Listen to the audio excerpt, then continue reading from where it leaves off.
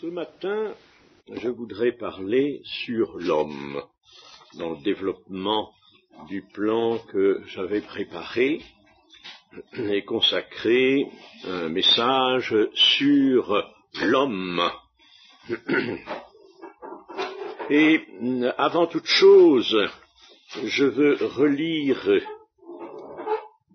dans l'épître aux Éphésiens, Éphésiens chapitre 2, verset 19.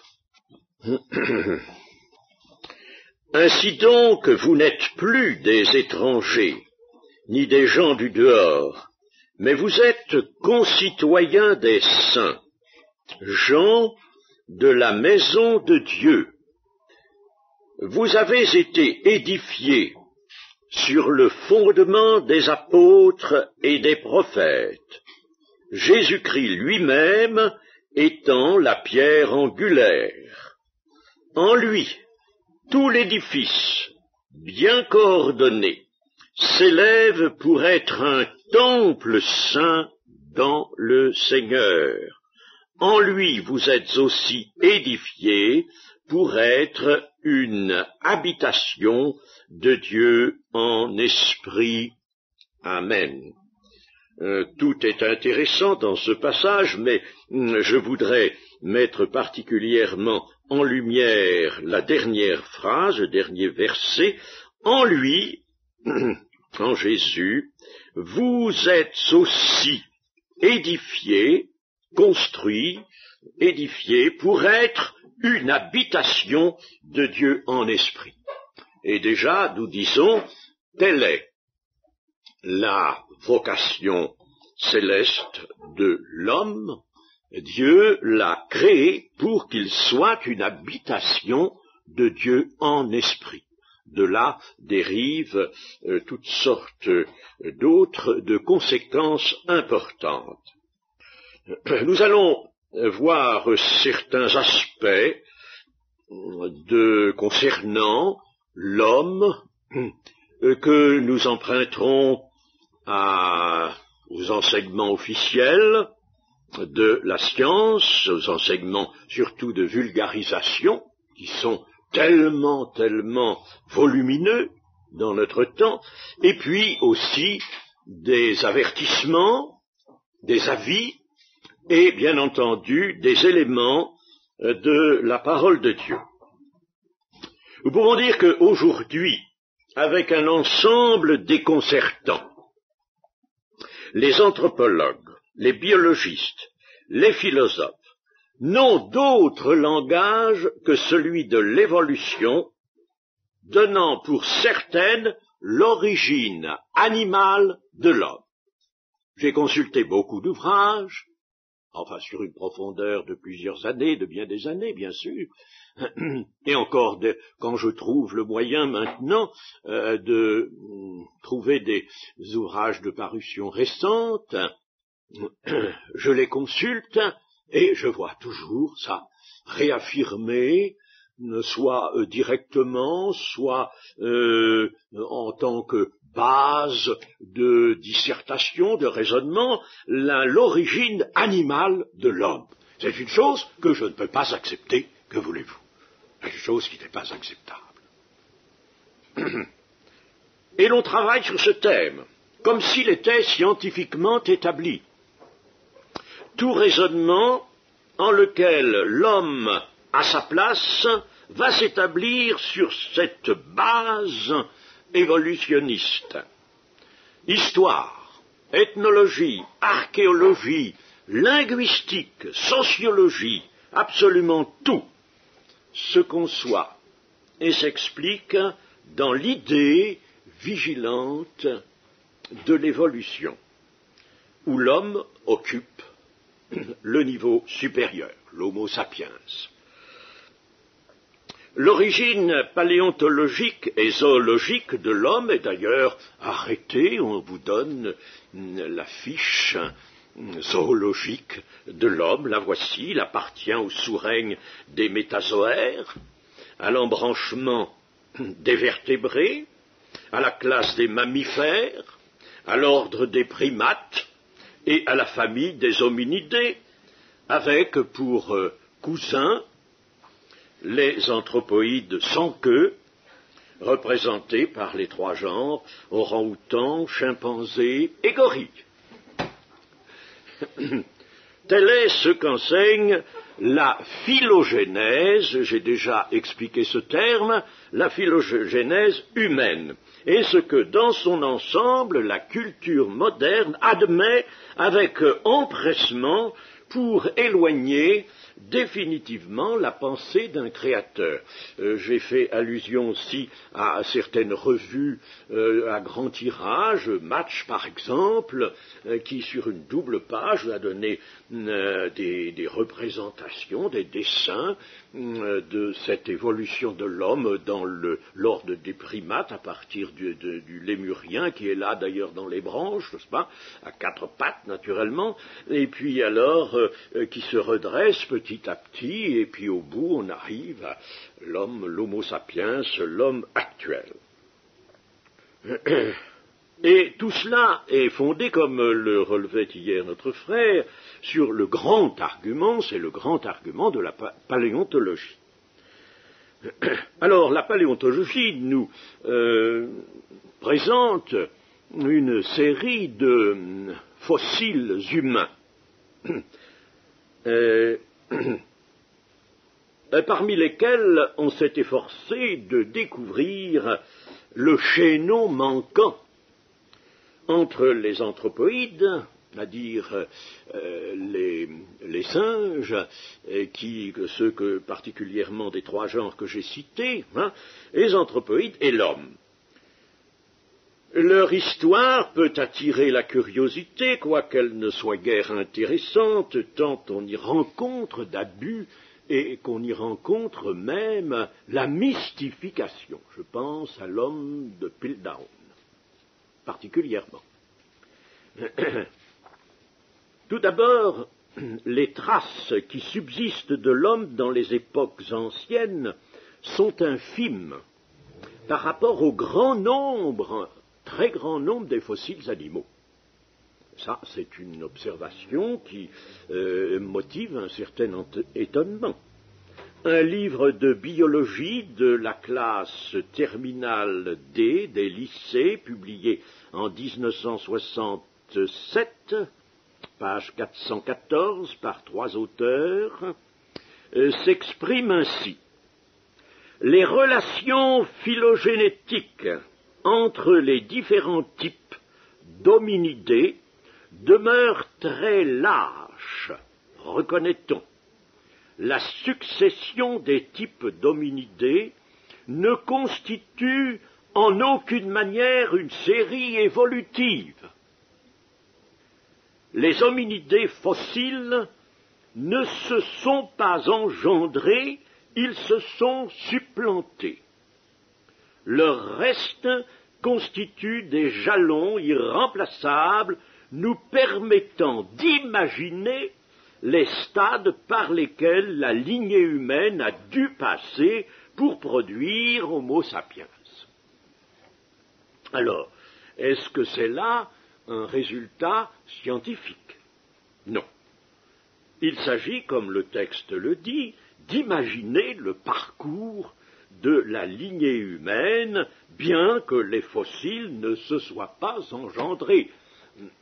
Notre frère a rappelé hier que lorsqu'on a établi la classification, la systématique, qu'on l'a représentée schématiquement, en mettant chaque genre, chaque classe à sa place, alors on a mis des flèches ou des traits, et ces traits ont signifié, ont évoqué l'idée d'une filiation qui est, elle, tout à fait artificielle et qui n'est pas prouvée par l'existence de formes de transition. Alors, n'est-ce pas, vous voyez, c'est un travail, par conséquent, de l'esprit qui a permis d'arriver là, et naturellement, ce travail de l'esprit a été favorisé par le préjugé. Le préjugé, comment allons-nous l'appeler, matérialiste si on veut, ou le préjugé, en tout cas, anti-Dieu, anti-existence de Dieu. l'imagination, stimulée par l'attachement à l'idée transformiste, fait dire qu'il y aurait eu, je simplifie les choses parce que, évidemment, l'étude de cette partie de la paléontologie qui s'intéresse aux fossiles humains est déjà très volumineuse aujourd'hui, mais enfin je dis en résumé qu'il y aurait eu les préanthropiens représentés par les australopithèques, puis les pithécanthropiens, pithécanthropes, les paléanthropiens, néandertaliens, et les néanthropiens, les néanthropiens qui sont très voisins des hommes actuels, de l'homme de Cro-Magnon. Voyons tout de suite le jugement d'un savant dont les ouvrages m'ont toujours paru d'un très haut intérêt. Il s'agit de Pierre-Paul Grasset, qui est décédé au mois de juillet dernier, à l'âge de 90 ans. Et dans un de ses derniers ouvrages, intitulé « Toi, ce petit Dieu », publié en 1971 par Albin Michel, page 505, cet auteur nous dit « Dans l'histoire des primates, il faut bien se garder de prendre pour argent comptant les reconstitutions de nos ancêtres, fondées sur de misérables documents. Entre parenthèses, quelques dents, un fragment de mâchoire, une calotte crânienne, que proposent avec sérieux des paléontologistes débordants d'imagination. » Nous retrouvons toujours cette imagination. Ceci explique la promptitude avec laquelle les arbres généalogiques de l'homme sont dressés, mais aussitôt abattus. Nous avons l'impression que les travaux les plus récents sont médiocres, bien qu'ils portent sur des trouvailles nouvelles et intéressantes. Leurs auteurs n'ont ni le savoir, ni le bon sens qui leur permettrait de les interpréter correctement. Il y a peut-être des trouvailles, mais évidemment l'interprétation, dit cet auteur, est loin d'être bonne. C'est un jugement que, bien sûr, seul un homme comme Grasset pouvait prononcer.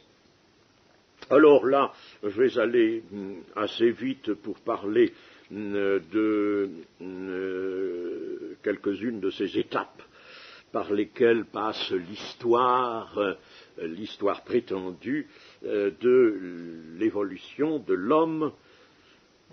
Il y a par exemple, l'exemple du Ramapithecus qui daterait de 14 millions d'années, nous dit-on. Nous avons des dents et des morceaux de mâchoire découverts en 1932 aux Indes, et depuis d'autres vestiges ont été découverts en Afrique. Et ce spécimen est classé parmi les hominiens, n'étant pas encore l'Homo sapiens. Il serait un témoin de passage entre le singe et l'homme. Or, dit toujours Pierre-Paul Grasset, l'indigence des documents dont nous disposons est telle qu'il est follement téméraire de tirer des conclusions sur l'origine de l'homme avec ce spécimen. Un autre exemple, l'Homo néandertalis, homme de Néandertal, c'est un lieu qui se trouve à l'est de Düsseldorf en Allemagne. Là, il y a particulièrement le crâne de l'homme de la chapelle aux saints, et ce crâne est intéressant parce qu'il présente une capacité qui est le double de celle des anthropoïdes de taille correspondante à l'homme. Cette capacité est de 1600 cm3, elle est à l'égal des capacités que l'on peut relever actuellement chez l'homme. Elle est même quelquefois supérieure à des capacités crâniennes d'hommes d'aujourd'hui. C'était, dit-on, un rameau d'un tronc humain d'origine afro-européenne ou africaine seulement, qui avait tous les caractères humains. Mais il n'y a pas en lui de caractère de transition. Quant à l'homme de Cro-Magnon, c'est exactement l'homo sapiens, l'homo faber aussi, puisqu'on a trouvé dans l'endroit où il est, au Cési, on a trouvé toutes sortes de choses, d'outils primitifs, d'outils taillés. Les choses ont quelquefois un retour inattendu. Et ma foi, je livre ça surtout comme petite information humoristique. Un anatomiste et biologiste américain considéré comme l'un des plus éminents primatologues mondiaux, le docteur Geoffrey Bourne, a affirmé, il n'y a pas si longtemps, qu'il était convaincu, lui, que les singes descendaient de l'homme.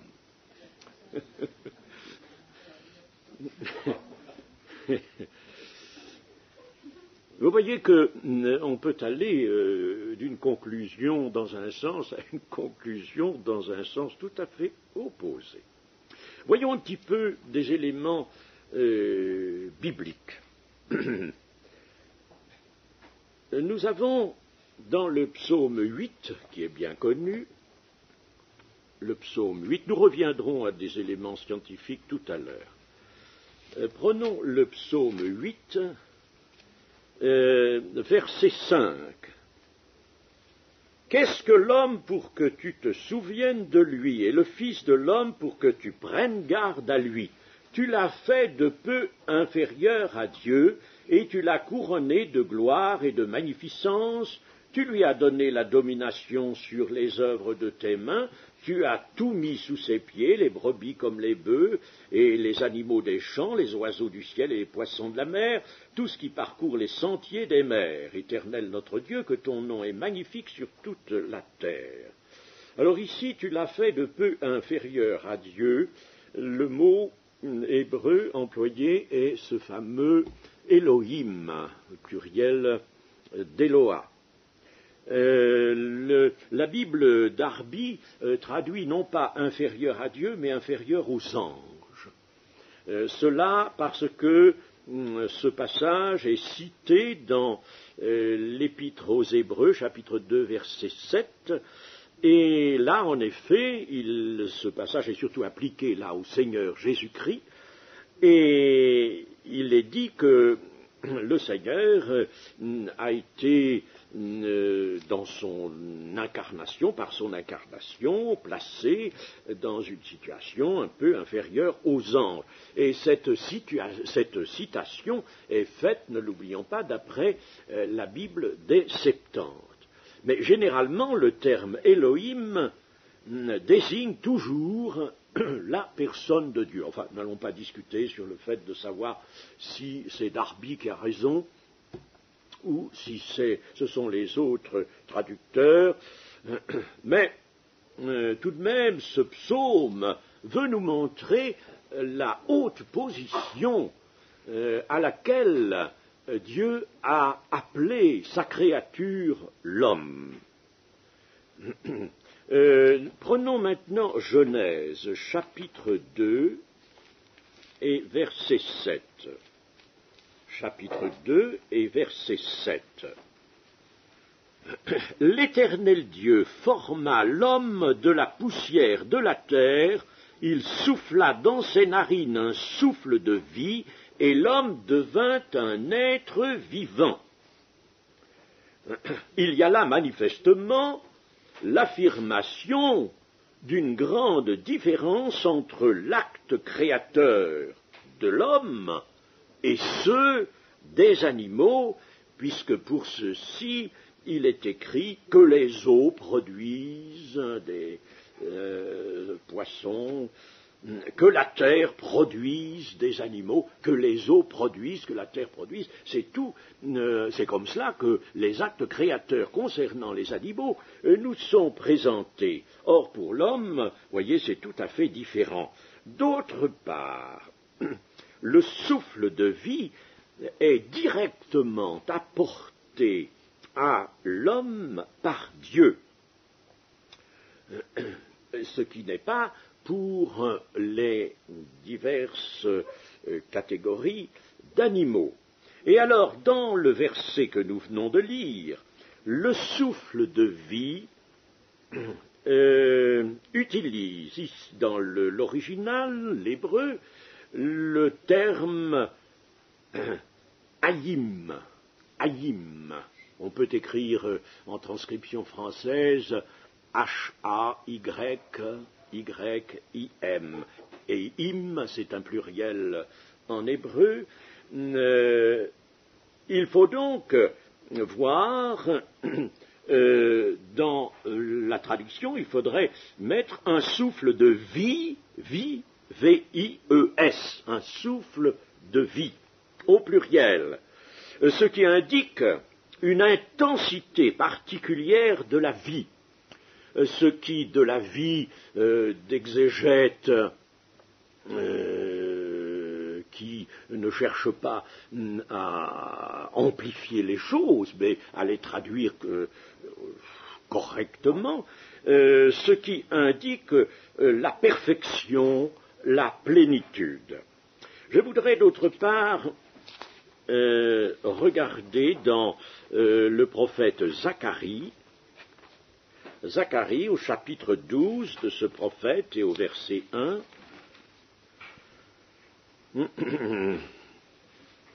Parole, oracle, parole de l'Éternel sur Israël, ainsi parle l'Éternel, qui a étendu les cieux et fondé la terre, et qui a formé l'esprit de l'homme au-dedans de lui, qui a formé l'esprit de l'homme au-dedans de lui.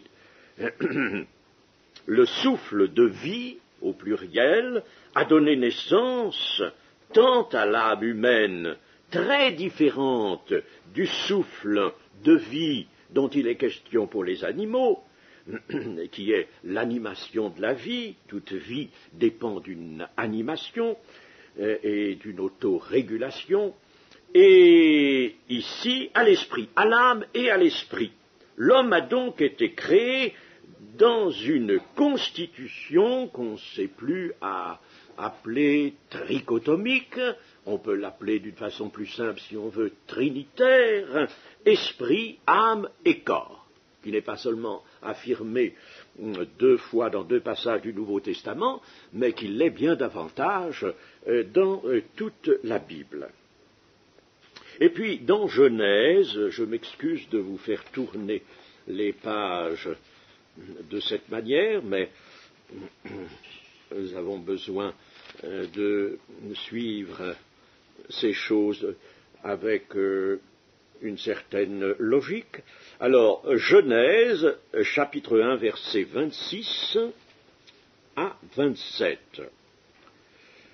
Puis Dieu dit, faisons l'homme à notre image, selon notre ressemblance, et qu'il domine sur les poissons de la mer, sur les oiseaux du ciel, sur le bétail, sur toute la terre, et sur tous les reptiles qui rampent sur la terre. Dieu créa l'homme à son image, il le créa à l'image de Dieu, il créa l'homme et la femme, Dieu les bénit. L'homme donc créé à l'image et à la ressemblance de Dieu, de ces 2 termes on peut tirer une évaluation d'ensemble de l'idée qui est là exprimée dans la Bible. Je ne le fais pas maintenant, il ne s'agit pas de faire maintenant trop d'exégèse, mais nous en retirons cette conclusion que l'homme est une personne, et non pas l'élément d'un groupe animal. Il obtient donc liberté, jugement, volonté, discernement, intelligence et conscience.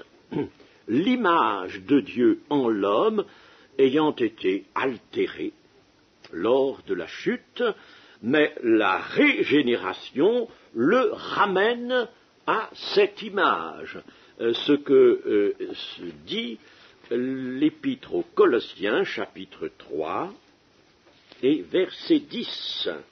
Chapitre 3, verset 10 des Colossiens. Il faut trouver le commencement de la phrase au verset 9.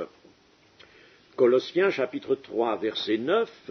Ne mentez pas les uns aux autres, nous étant dépouillés du vieil homme et de ses œuvres, et ayant revêtu l'homme nouveau, qui se renouvelle dans la connaissance selon l'image de celui qui l'a créé. Qui se renouvelle dans la connaissance, il s'agit non pas de la connaissance des choses, de la doctrine, ou même de la volonté de Dieu, il s'agit de la connaissance de Dieu. De la connaissance de Dieu, de Jésus-Christ. Alors, je relis l'homme nouveau qui se renouvelle dans la connaissance selon l'image de celui qui l'a créé. Nous allons voir en ce qui concerne le corps que l'homme présente des analogies, des homologies avec les animaux, mais qu'il en est toutefois nettement différencié. Alors c'est important, parce que souvent on tire des arguments faciles du fait que les grands singes, les singes sans queue, ont en général quelque chose qui rappelle de très près le physique humain. Alors c'est facile de dire, oui, si ce ne sont pas des parents directs, ce sont des cousins, oui, ils sont... voilà, je pense que c'est tellement facile de cela. Eh bien, prenons des avis à ce sujet. Bien sûr, nous n'avons pas fait nous-mêmes des travaux d'anatomie comparée, et nous sommes obligés de nous en rapporter aux avis de ceux qui ont pratiqué ces travaux. Disons qu'au physique, l'homme a ce tronc vertical, la tête ayant son point d'appui sur l'axe vertical de la colonne vertébrale, laquelle présente deux courbures opposées, convexes en avant et concaves ou dorsales. Le thorax est aplati d'avant en arrière, le bras pend verticalement le long du corps, l'articulation du coude étant ouverte au maximum, de manière que l'avant-bras soit dans le prolongement du bras. Et ce fait est impossible à réaliser chez les quadrupèdes et chez les anthropoïdes, dont l'avant-bras est toujours un peu fléchi sur le bras. Le bassin de l'homme est très particulier. Le coccyx abaissé entraîne la formation d'un périnée transversal, le périnée étant le plancher du petit bassin. La formation d'un périnée donc transversal, tandis que celui des anthropoïdes est oblique. La position du coccyx et du périnée correspond à une différence profonde dans l'organisation des deux types, c'est-à-dire d'un côté les hommes, de l'autre les anthropoïdes. On a souvent dit qu'il y avait des vestiges, ça on en a tiré un argument en faveur du transformisme, de certains organes qui se seraient atrophiés et qui attesteraient d'une autre forme, d'une autre morphologie dans le cours des âges passés, et notamment le coccyx. Eh bien, le coccyx chez l'homme n'est pas du tout l'organe rudimentaire inutile dont on parle quelquefois et qui attesterait l'évolution. Il a sa fonction. Le coccyx est reconnu pour avoir sa fonction. Il aide à soutenir la cavité pelvienne en fournissant une surface d'attache pour une grande partie des muscles qui maintiennent le fémur et qui assurent sa rotation. et il est aussi un point de départ pour différents nerfs. En conséquent, il n'est pas cet organe rudimentaire qui attesterait d'une transformation, d'un abandon, d'une forme passée. Prenons chez l'homme la cuisse et la jambe qui sont verticales au lieu de former un angle maintenu dans une ouverture moyenne par le jeu des muscles, comme chez les autres mammifères. Aussi, les muscles qui vont du bassin à la jambe ont leur insertion tout près du genou et ne descendent pas le long de la jambe. Le pied, très particulier chez l'homme, par la grandeur de son calcanéum et la puissance de son gros orteil. Le crâne humain, alors là je vais m'arrêter un peu plus, non seulement au crâne mais au cerveau tout à l'heure. Le crâne humain est très différent de celui des anthropoïdes, chimpanzés notamment. Alors là je prends l'avis encore de Pierre-Paul Grasset. Le crâne humain ne peut provenir d'une évolution continue et directe partant du chimpanzé, le plus humanoïde des trois genres.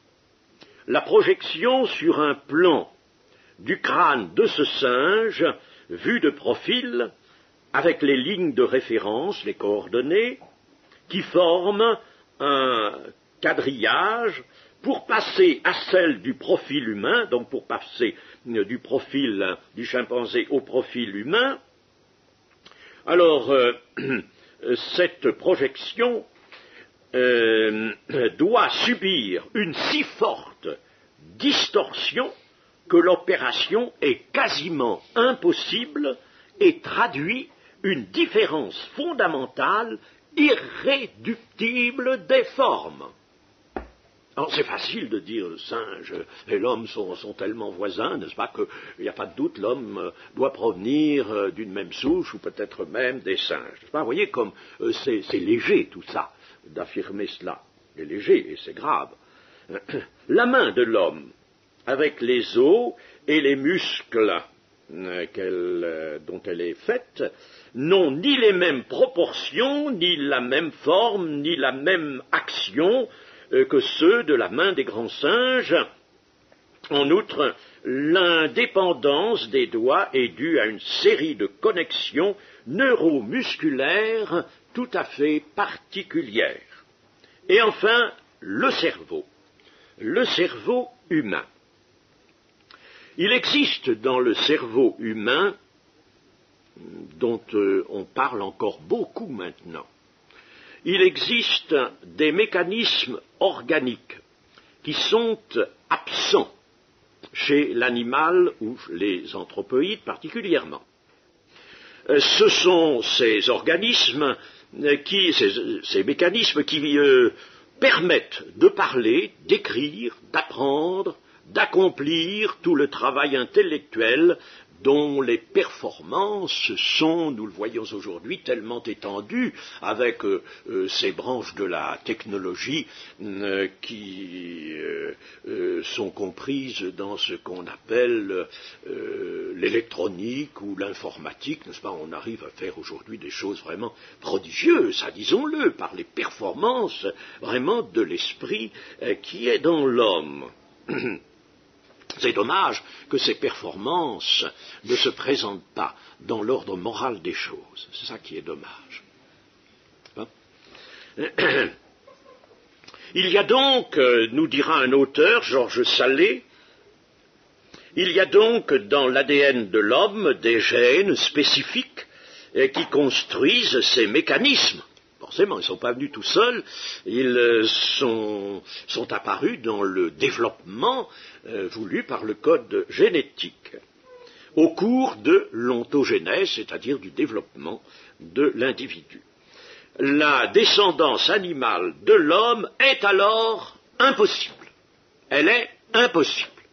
Et c'est par conséquent dire un grand mensonge déjà, rien que de par ces considérations, que d'affirmer cette descendance animale de l'homme. La quantité de neurones du cerveau humain il y a une estimation, enfin, vaut ce qu'elle vaut, 100 milliards, dit-on, n'est pas la seule différence avec l'animal. Il y a une toute autre différence qui est de constitution, une différence de constitution. Le cerveau, organe essentiel pour former la conscience que l'homme a de tout ce qui l'atteint par ses sens ou par ses sensibilités diverses. On dit que par mot conscience, il faut entendre ici la conscience déjà biologique.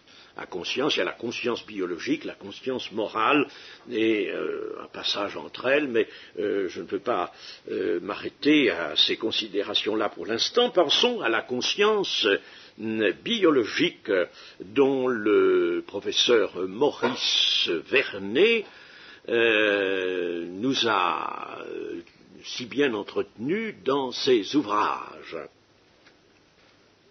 Mais le pouvoir d'appréciation de la conscience déborde infiniment l'organe matériel lui-même qu'est le cerveau.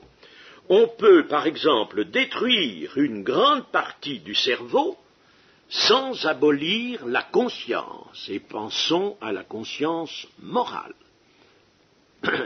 On pense à la conscience morale sur la base des travaux non seulement du docteur Maurice Vernet, mais aussi du professeur Henri Baruch, professeur de psychiatrie, membre de l'Académie de médecine. Henri Baruch, toujours notre contemporain, qui est un Israélite, qui a publié, il n'y a pas tellement longtemps, 2 petits ouvrages, et qui écrit de temps à autre des articles que j'apprécie pour ma part beaucoup. Et la conscience ne peut donc pas être matérialisée, car elle est l'expression des pouvoirs immatériels de la vie. Ça, sur ce chapitre des pouvoirs immatériels de la vie, avec l'autorégulation sans laquelle il ne peut pas y avoir de vie physique, alors là, je pense que nous avons un terrain magnifique de réflexion, terrain qui me plaît beaucoup, il faut bien l'avouer, n'est-ce pas, réfléchir sur ces choses, c'est extrêmement intéressant. Tout ceci n'est pas un langage obtenu de la Bible, mais bien de certains travaux scientifiques. J'insiste. Je fais référence au livre du docteur Maurice Vernet, intitulé « La vie dans l'énergie universelle », publié en 1966, et surtout page 119. Et le professeur Henri Baruch l'a également expérimenté. Ainsi, quand la recherche scientifique s'opère à l'abri de tout préjugé agnostique ou matérialiste, elle ne peut pas méconnaître les réalités immatérielles. Elle est devant des faits, elle recherche les faits, et dans les faits apparaîtront nécessairement l'existence de réalités immatérielles, sur lesquelles la recherche ne pourra pas, certes, s'engager bien loin. La science ne peut ignorer les pouvoirs cachés du cerveau humain. La pensée, la formation de l'idée est une très haute fonction sur laquelle la physiologie du cerveau n'a pas de prise. L'ignorance de la science, certes, est grande à ce sujet, surtout quand certains prétendent que la pensée est une sécrétion du cerveau, pas autre chose, et que la mort du corps survenant, il ne subsiste plus rien de ce qui a fait la pensée de l'homme, que l'homme a été un penseur, tout s'éteint, tout est terminé, fini, ne subsiste plus rien. Nous ne sommes pas, bien sûr, de cet avis-là. L'âme a de commun avec la vie d'exister sans être saisissable et d'échapper à la mesure. La vie, elle, est due au souffle de vie, à une animation, une autorégulation qui appartient précisément aux pouvoirs immatériels, à des pouvoirs immatériels. La vie est donné sous la forme d'une puissance immatérielle. Et l'âme a ceci de commun avec la vie d'exister sans être saisissable. La vie n'est saisissable que par sa manifestation.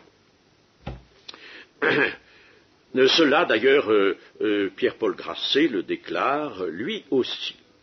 Le cerveau humain possède une richesse de ses connexions neuroniques environ 4 fois supérieure à ce que ces mêmes connexions sont chez les anthropoïdes.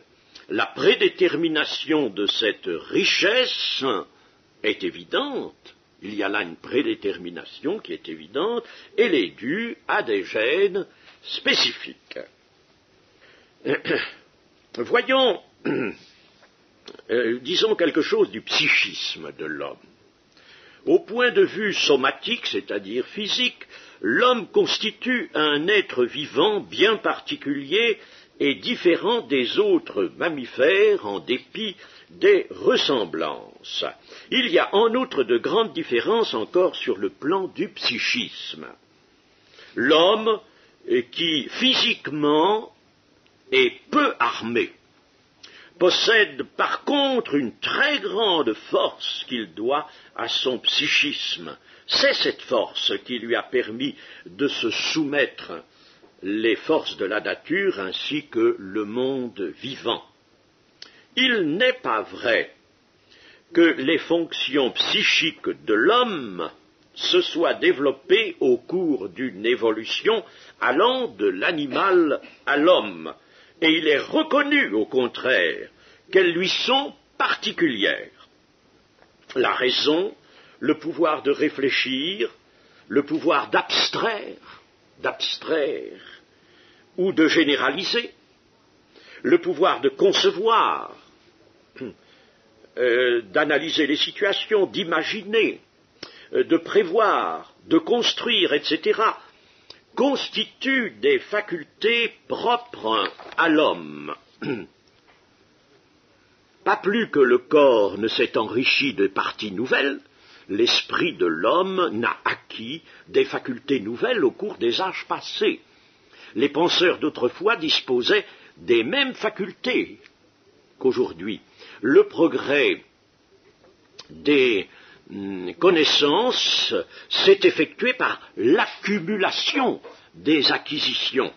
Une génération partait et elle laissait un héritage que d'autres générations recueillaient et celle-là s'efforçait de pousser plus loin les acquisitions.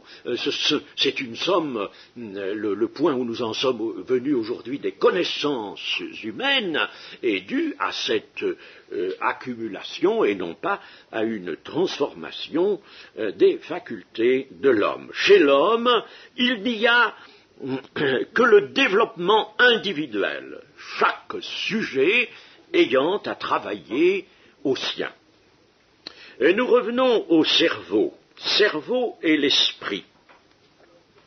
Alors que jusque-là, la théorie évolutionniste considérait que la pensée était une sécrétion du cerveau et qu'à la mort il ne subsistait rien des causes de cette pensée, une réflexion scientifique toute récente remet en cause l'existence de l'esprit, agissant concurremment avec le cerveau. Je ne dis pas que c'est une acceptation de la doctrine chrétienne, au contraire. Les auteurs de ces réflexions précisent bien qu'ils n'ont pas du tout l'intention de prendre appui sur la Bible ou sur la doctrine chrétienne.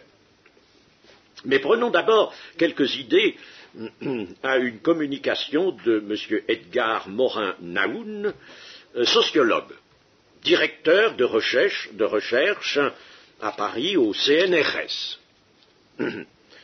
Une communication qui date de septembre 84, conséquent récente. Il dit ceci: le cerveau est sans doute le moins connu de tous les continents explorés par le savoir scientifique. Or, cet inconnu est à la source de toute connaissance. Mais, plus encore que l'inconnu à la source de la connaissance, il y a le gouffre d'inconnaissance. Le gouffre d'inconnaissance concernant la nature de la relation entre le cerveau et l'esprit. Ah, voyons apparaître un détachement entre l'idée du cerveau, organe fonctionnel, et l'idée d'esprit. Il y a donc un gouffre d'inconnaissance concernant la nature de la relation entre le cerveau et l'esprit. Et il y a un désaccord étonnant sur le sens et la pertinence du mot esprit. Un désaccord. Ce savant assure qu'il y a un fossé entre le cerveau et l'esprit, qui sont noués l'un à l'autre. Je ne fais qu'exprimer ce qu'il a dit un peu en condensant. Cependant que sans le cerveau, l'esprit n'aurait pas d'existence. L'esprit est autre que le cerveau, l'esprit n'est pas produit par le cerveau, mais l'esprit n'aurait pas d'existence sans le cerveau. Ils naissent chacun de leur côté, sans se connaître. Ce n'est pas moi qui exprime quelque chose, vous comprenez bien, je ne fais qu'exprimer l'avis de cet auteur.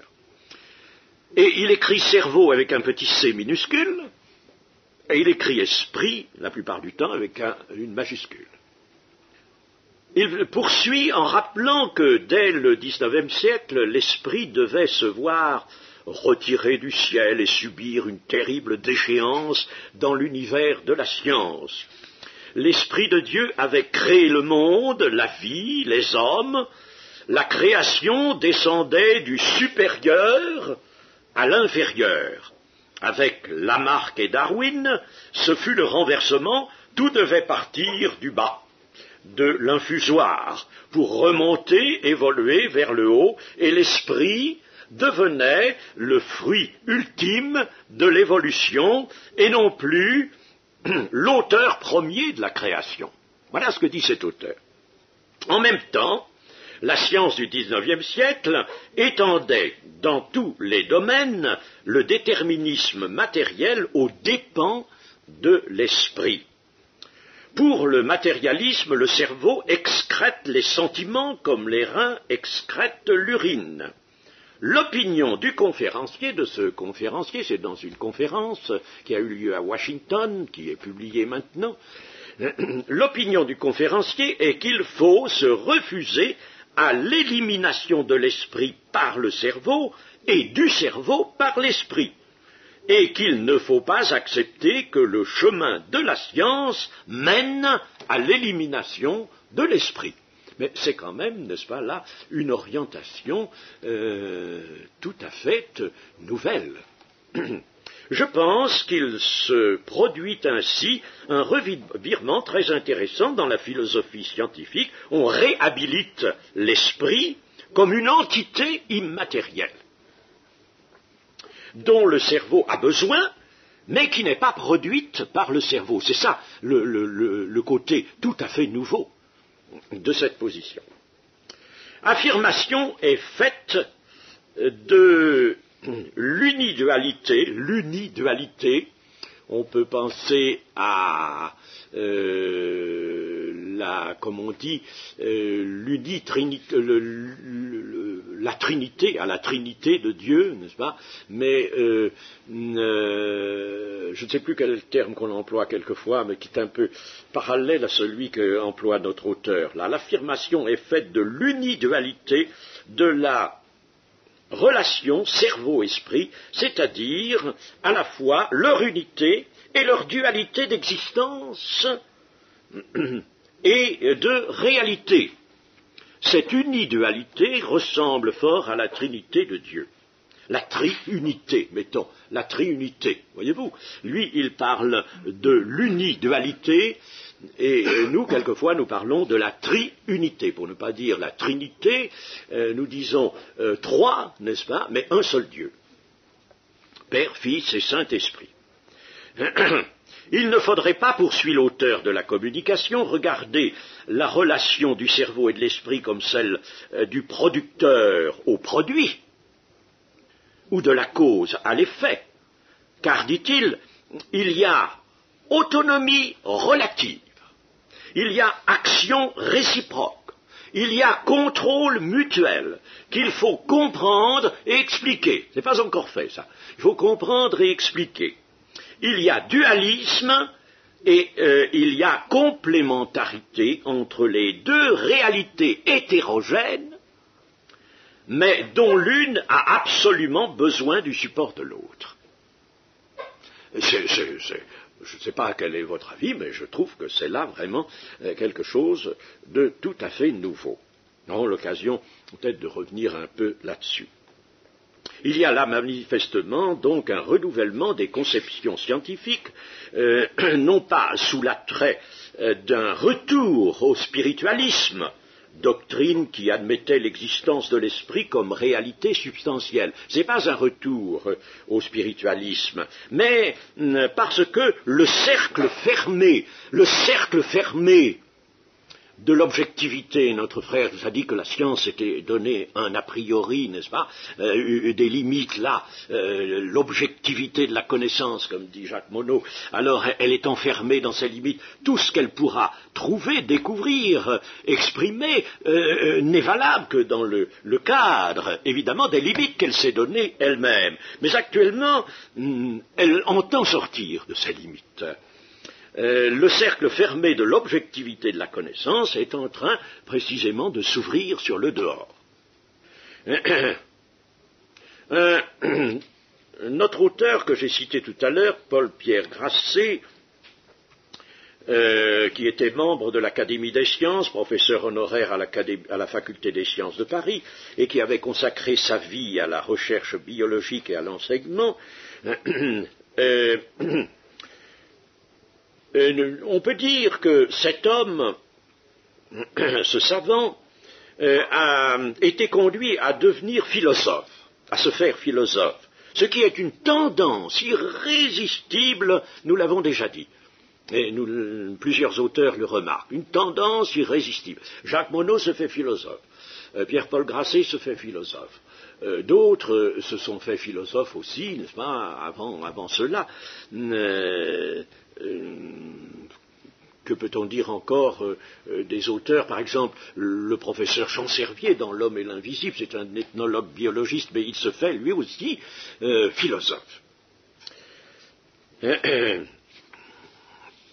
Voici une citation de Pierre-Paul Grasset, toujours dans l'un de ses 3 derniers ouvrages, celui que j'ai déjà cité, Toi ce petit Dieu. L'homme est parfois au-delà de l'homme par l'esprit, animal par le corps, créature hybride qui recèle en elle une source intarissable de conflits. Tel est le maître de ce bas monde. La vraie menace qui pèse sur l'espèce tient aux déséquilibres sociaux, aux maladies de la civilisation, dont le point de départ est invariablement psychologique. Parlant de la civilisation occidentale, la nôtre, qui paraît prospère et riche de promesses, et qui paraît devoir faire marcher les hommes vers le bonheur, il dit ceci: cette vue optimiste ne satisfait qu'un observateur superficiel. Derrière le décor, brillant mais illusoire, se cache une sombre réalité, avec les signes annonciateurs d'une lèpre sociale, d'un déclin. Aussi, certains prédirent-ils un avenir malheureux au monde occidental où la condition humaine, par suite de la décadence, du mépris de la morale, risque de devenir intenable, voire incompatible avec la vie sociale. Et encore, le petit Dieu c'est l'homme impersonnel, l'homme d'aujourd'hui, le petit Dieu ne se porte pas bien. C'est certain. Le mal qui mine son esprit le plus précieux et le plus fragile de ses biens, semble être la contrepartie des gains matériels qu'il a réalisés au cours du siècle écoulé. Ce déclin social et ce mal qui mine l'esprit de l'homme, selon Pierre-Paul Grasset, n'est-il pas ce que la Bible nomme le péché? Et je trouve que dans les propos de ce savant qui se fait philosophe, il y a là, n'est-ce pas, quelque chose, en effet, qui exprime une vérité d'ordre biblique, en d'autres termes que ceux de la Bible, une vérité d'ordre biblique, en effet, le péché. Et ce déclin, en effet, révèle les conséquences de cet état de péché. Le péché est qualifié de dévastateur. Dans Daniel 8.3, dans Ésaïe chapitre 6, je n'ai pas le temps de recourir à tous ces passages, il signifie se détourner de Dieu et faire venir la dévastation, la destruction. Je pense à Ésaïe chapitre 10, Ésaïe chapitre 24, chapitre 28, je vous dis, je n'ai pas le temps de lire tout cela.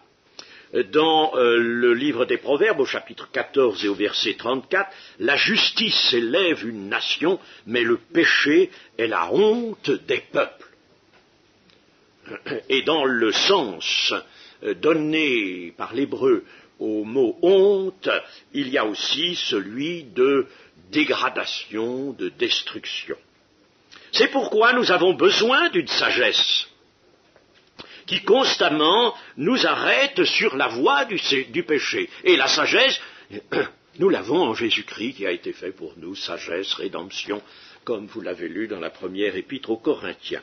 Dieu nous a envoyé l'agneau qui ôte le péché du monde et qui nous place dans l'affranchissement du péché.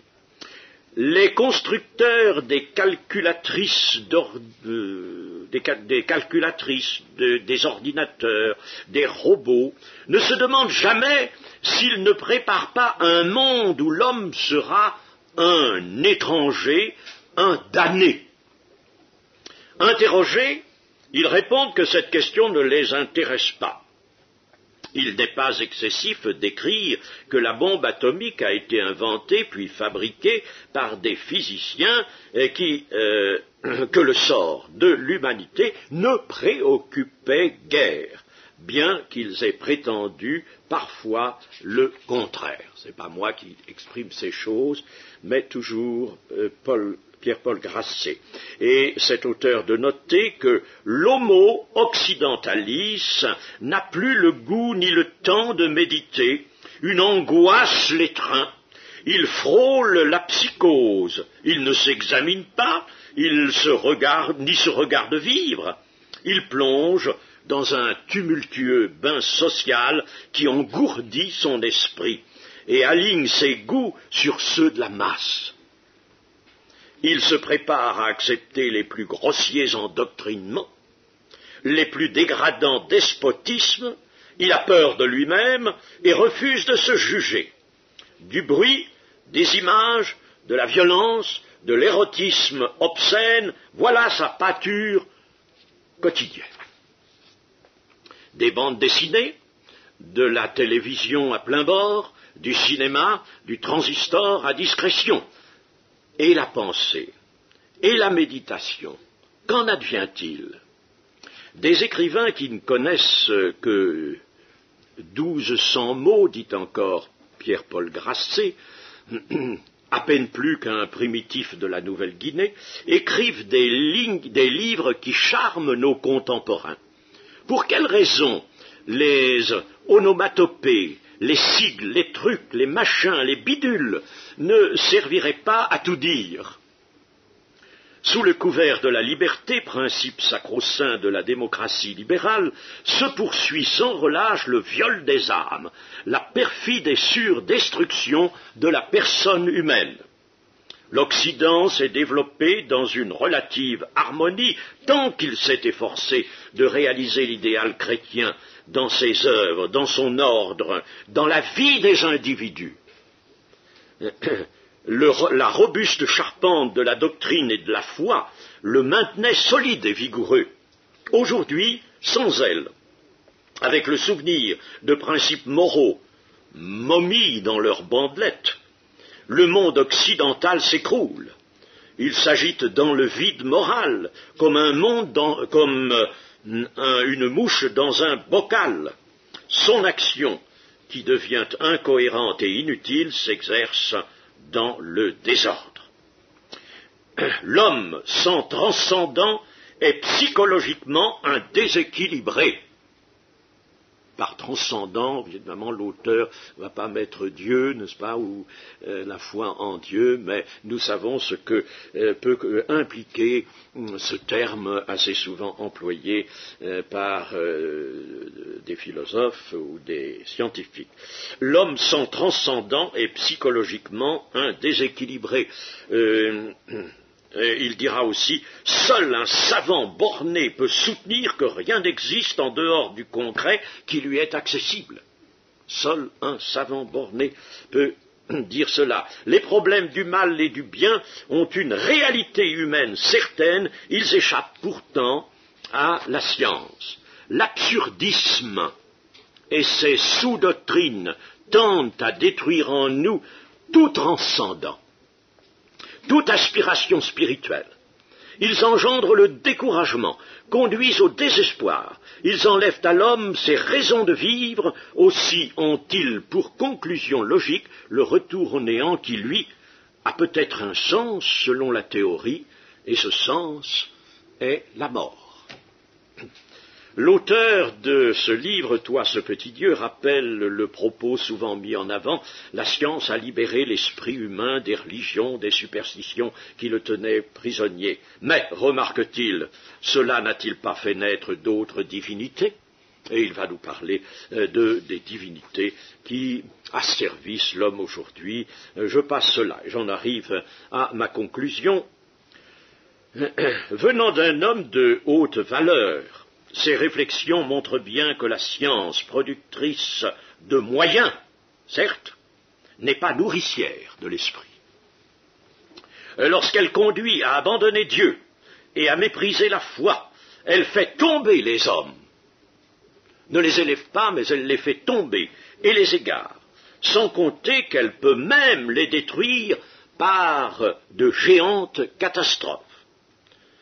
Que de telles sages et souvent justes pensées nous fassent d'autant mieux apprécier le bonheur d'avoir la foi, de croire et de vivre dans la communion avec le Dieu vivant, Père et Fils. Et j'aimerais, pour terminer, vous lire simplement dans Jérémie, au chapitre 16, et au verset 10 d'abord. Lorsque tu annonceras à ce peuple toutes ces choses, ils te diront, pourquoi l'Éternel nous menace-t-il de tous ces grands malheurs? Quelle est notre iniquité? Quel péché avons-nous commis contre l'Éternel notre Dieu? Alors tu leur répondras, vos pères m'ont abandonné, dit l'Éternel. Ils sont allés après d'autres dieux. Ils les ont servis et se sont prosternés devant eux. Ils m'ont abandonné et n'ont point observé ma loi. Et vous avez fait le mal plus encore que vos pères, et voici, vous suivez chacun les penchants de votre mauvais cœur pour ne point m'écouter. Et dans le chapitre 17, au verset 5, ainsi parle l'Éternel, maudit soit l'homme qui se confie dans l'homme, et qui prend la chair pour son appui, et qui détourne son cœur de l'Éternel. Il est comme un misérable dans le désert, et ne voit point arriver le bonheur. Il habite les lieux brûlés du désert, une terre salée sans habitants. Béni soit l'homme qui se confie dans l'Éternel, et dont l'Éternel est l'espérance. Il est comme un arbre planté près des eaux, et qui étend ses racines vers le courant. Il n'aperçoit point la chaleur quand elle vient, et son feuillage reste vert. Dans l'année de la sécheresse, il n'a point de crainte, et il ne cesse de porter du fruit. Amen.